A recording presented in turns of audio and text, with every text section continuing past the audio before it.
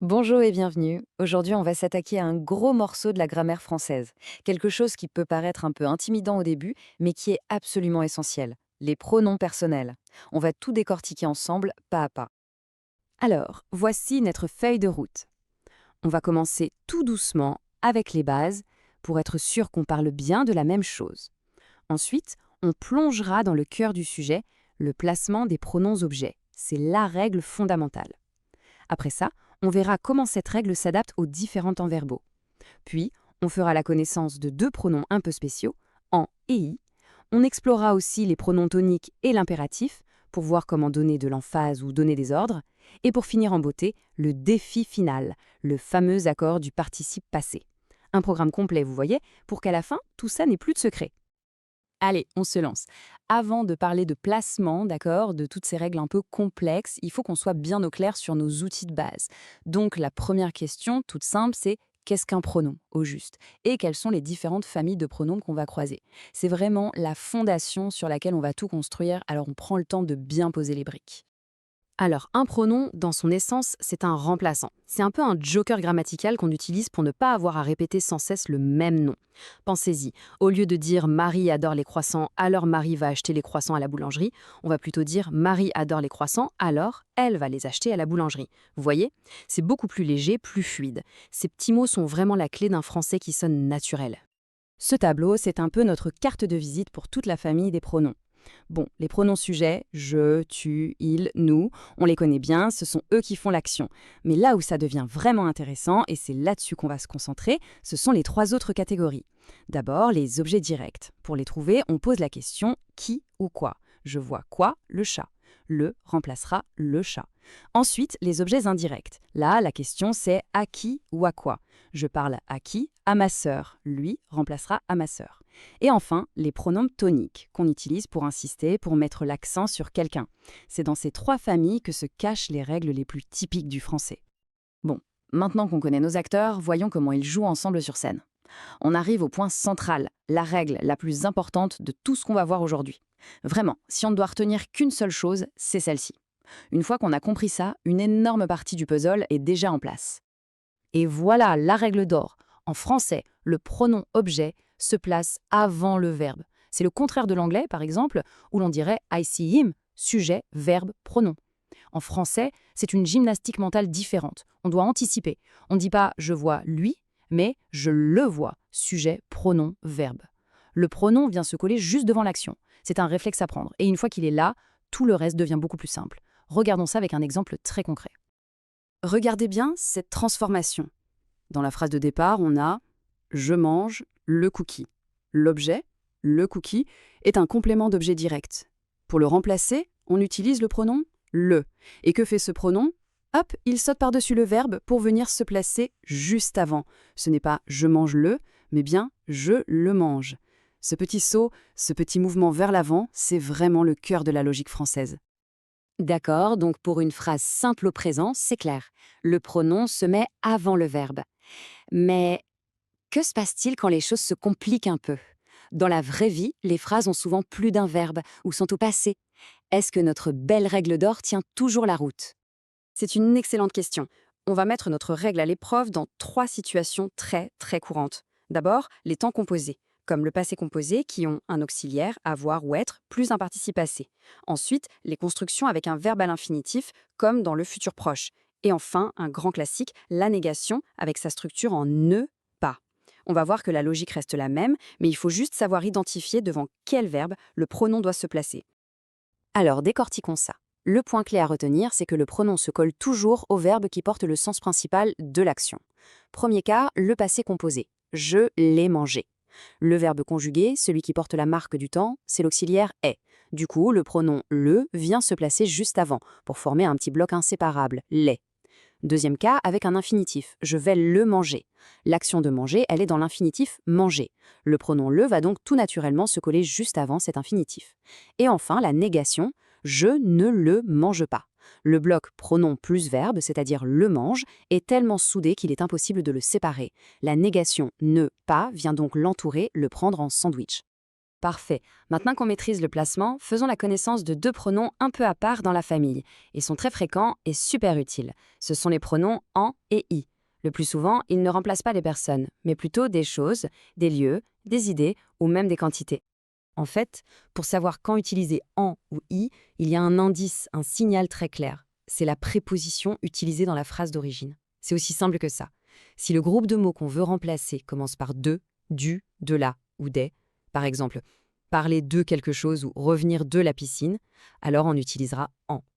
Et si le groupe de mots commence par à, en, sur, dans, par exemple, penser à quelque chose ou aller à Paris, alors ce sera i. Pensez à en comme le pronom du de et à i comme le pronom du à. Regardons ces exemples, c'est très parlant. Dans j'en ai deux, en remplace des enfants introduits par des. Dans elle en vient, en remplace du bureau qui commence par du, une contraction de le. C'est d'une efficacité redoutable et c'est la même chose pour i. Dans j'y vais, i remplace à la plage et dans j'y pense, i remplace à l'examen. On voit bien à quel point ces deux petits mots permettent de rendre les phrases courtes, dynamiques et d'éviter des répétitions lourdes. Jusqu'à maintenant, les pronoms objets étaient plutôt discrets. Ils se glissaient avant le verbe sans faire de vagues. Mais et si on veut justement faire des vagues? Si on veut insister, mettre quelqu'un en avant? Ou si on veut donner un ordre direct? C'est là qu'interviennent les pronoms toniques.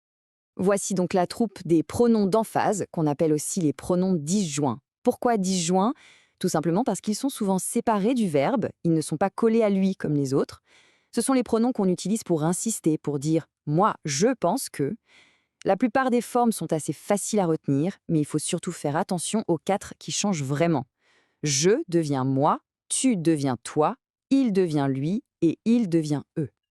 Alors, quand est-ce qu'on les sort du chapeau, ces pronoms toniques? Il y a 4 situations principales. D'abord, pour l'emphase, souvent en début de phrase et séparée par une virgule. Moi, je ne suis pas d'accord. Ensuite, et c'est très fréquent, après une préposition comme avec, pour, sans, chez. Je pars en vacances avec eux. Troisième cas, avec une conjonction de coordination comme et ou ou. Toi et moi, on forme une bonne équipe. Et enfin, tout simplement quand le pronom est tout seul, typiquement pour répondre à une question. Qui veut du gâteau? Moi. Et là, attention, c'est un cas très particulier qui illustre un renversement complet de notre règle d'or. Uniquement quand on donne un ordre affirmatif, le pronom se place après le verbe et il est accroché par un trait d'union. C'est la seule fois où la structure française ressemble à la structure anglaise « look at it », regarde-le. Et remarquez une petite subtilité. Les pronoms me et te se transforment en leur forme tonique, moi et toi. On dit donne-moi, pas donne-me. Mais dès que l'ordre devient négatif, tout rentre dans l'ordre. On revient à la règle de base. Le pronom repasse avant le verbe, à l'intérieur du ne pas. On a vu les différents types de pronoms, leur place dans la phrase, les cas spéciaux. On a presque toutes les pièces du puzzle. Il est maintenant temps de s'attaquer au défi final, celui qui va tout connecter, le fameux accord du participe passé avec l'auxiliaire avoir. C'est une question qui est un vrai casse-tête pour beaucoup de monde, y compris pour les francophones natifs. On a l'impression que c'est aléatoire, mais en réalité, il y a une logique très très précise derrière tout ça. Et cette logique dépend de deux choses, l'auxiliaire avoir et, comme on pouvait s'y attendre, la position du complément d'objet direct. C'est ici que notre règle d'or sur le placement va avoir une conséquence directe sur l'orthographe. Voici la règle, la voilà. Elle est célèbre. Avec l'auxiliaire avoir, le participe passé peut changer, mais il ne s'accorde jamais avec le sujet. Jamais. Il s'accorde avec le complément d'objet direct. Mais il a une condition, un déclencheur, il faut que ce complément d'objet direct soit placé avant le verbe. Et comment se retrouve-t-il avant le verbe? Le plus souvent sous la forme d'un pronom-objet direct, comme le, la, les. C'est la présence de ce pronom avant le verbe qui allume le signal de l'accord. Une fois que le signal de l'accord est allumé, on doit se poser 2 questions simples sur l'objet qui est placé avant. De quel genre est-il, masculin ou féminin, et de quel nombre, singulier ou pluriel? En fonction des réponses, on a 4 possibilités pour la terminaison du participe passé. Pour un masculin singulier, on ne touche à rien. Pour un féminin singulier, on ajoute un E. Pour un masculin pluriel, on ajoute un S. Et enfin, pour un féminin pluriel, la totale. On ajoute ES. Mettons ça en pratique. Première phrase, le cookie, je l'ai mangé. Le pronom le remplace le cookie. C'est un complément d'objet direct, masculin singulier. Est-ce qu'il est placé avant le verbe? Oui, il est avant et mangé. Le signal de l'accord est donc bien allumé, mais comme l'objet est masculin singulier, la règle dit pas de changement. Donc manger reste manger avec un « et ». Maintenant, deuxième exemple. La pomme, je l'ai mangée. Le pronom le remplace cette fois la pomme.